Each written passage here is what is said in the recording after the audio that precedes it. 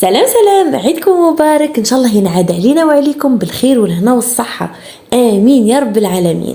الفيديو تاع اليوم هو فيديو الرنساج اللي قلت لكم نديرو بعد ليماش يا بخي ما كانش عندي الوقت، واللي درته البارح في الليل يعني اول ايام العيد. هذاك وين صحت لي نديرو، واليوم وين صحت لي جبت لاماش لي من القدام هذيك جست باه نعطيكم الريزولتا سي تو.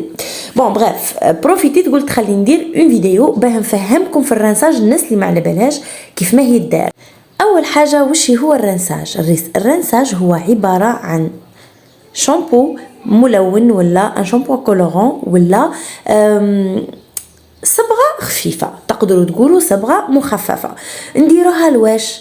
نديروها مثال كي يكون انت صبغه لون معين واللون هذاك حالك ابخي غسله زوز ثلاثه، مش تعاودي تصبغي شعرك من ضرو جديد وتعاودي تعمري بلي بيغمون، نو، تعاودي ديري له غنساج لاحياء اللون.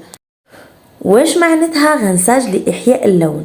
الغنساج هو انك ديري له نفس الصبغه اللي صبغتي بها شعرك وديرها كميه قليله وديرها مع الشامبوان وتغسلي بها شعرك، تعاودي تحيي اللون تاعك، يعني تعاودي تجديه وتعطيه هذيك اللمعه تاعو لا بريونس تاعو ولا لانتونسيتي نتاعو.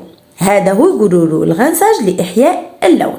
في العاود اللي تروحي انت تعاودي تصبغي شعرك وتعمري شعرك باللي بيغمون، هذه حاجه مش ملاحه، لانه نهار اللي تحبي تبدلي لا كولور تحصلي في انك تنحي لا كولور الحاليه اللي راكي فيها.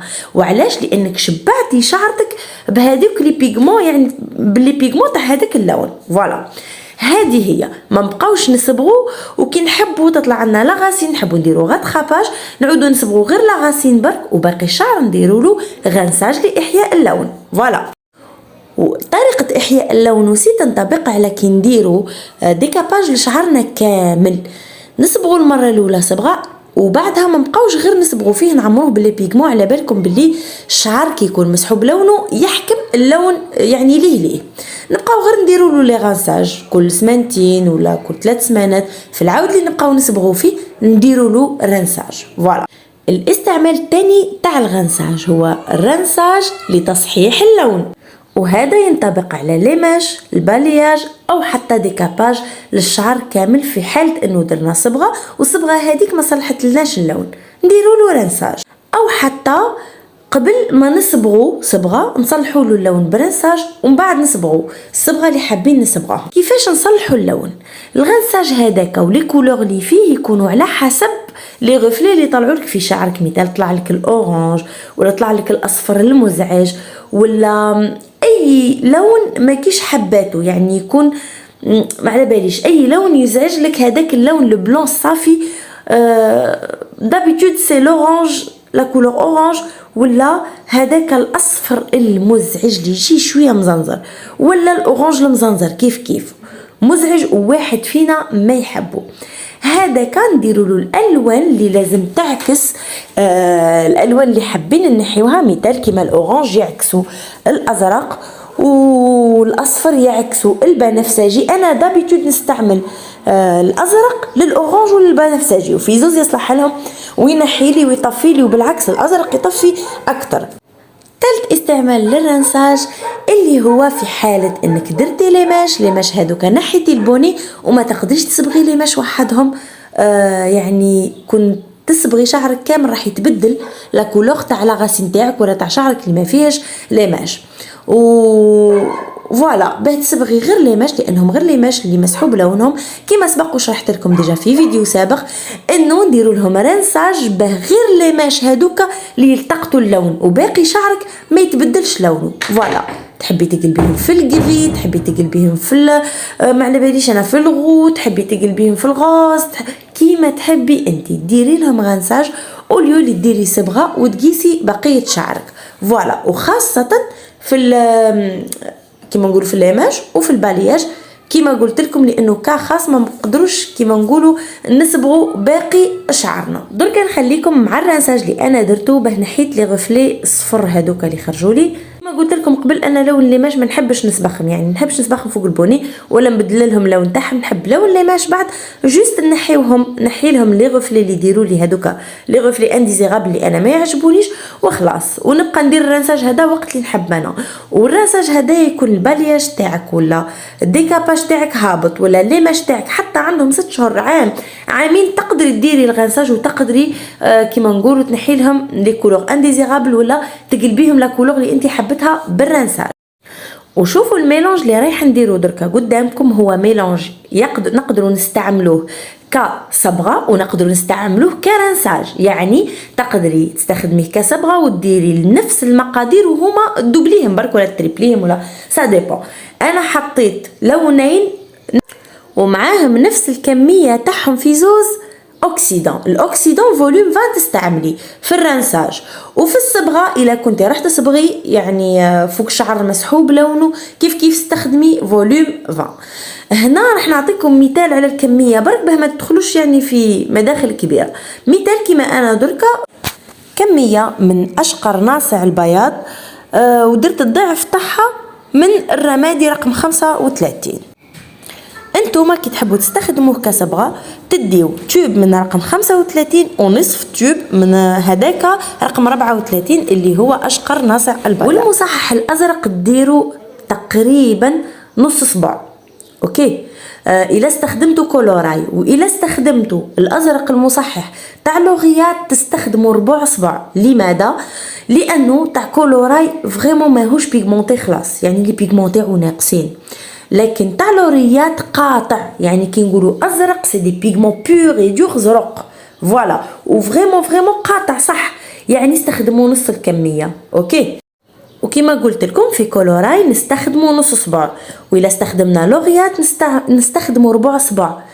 فوالا اني قاعد نعاود لكم باه وحده ما تغلط، لانه الازرق تاع لوريات فريمون او قوي وتغلطي معاه يولي شعرك ازرق. اوكي طريقه الرنساج هي كالاتي، تخلطي كيما راح تشوفي دركا في الفيديو، دركا نحط لكم الفيديو، وبعد ما تكملي تطبقيه على شعرك مبلول وتكون هذه اخر غسله. بعدها ما تزيديش ديري شامبوان، يعني تغسلي به تقابلي المرايه حتى تشوفي بلي اللون هذاك طفالك ولا وصلتي لهذيك لا كولور المعينه تما وين تروحي تشليه. وبعد تحبي ديري بلسم، تحبي ديري ماسك كيما تحبي انتي، المهم بعد ما تزيديش تغسلي تكون هي الغسله الاخيره.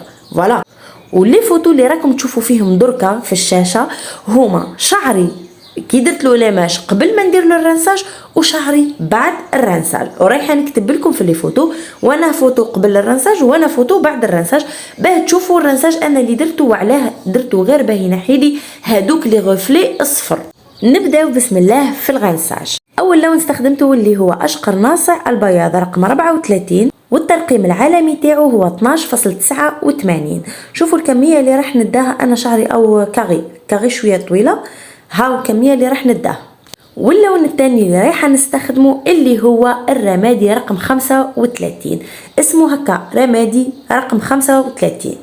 والرمادي رقم 35 ندي منه ضعف الكميه تاع رقم 34. اوكي واول حاجه نديروها قبل ما نزيدوا هذاك الاكسيدون لازم نخلطوا الصبغه صبايغ اللي حطيناهم مع بعضهم ونزيدوا قد كعبه تاع الحمص من الازرق.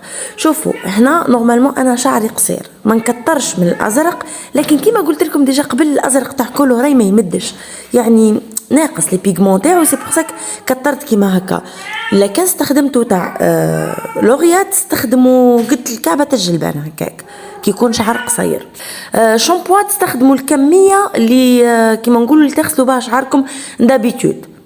نكملوا نخلطوا الخليط تاعنا حتى يولي القوام تاعو متجانس ونستخدموه كشامبوان وتكون هي الغسله الاخيره كيما قلت لكم من قبل.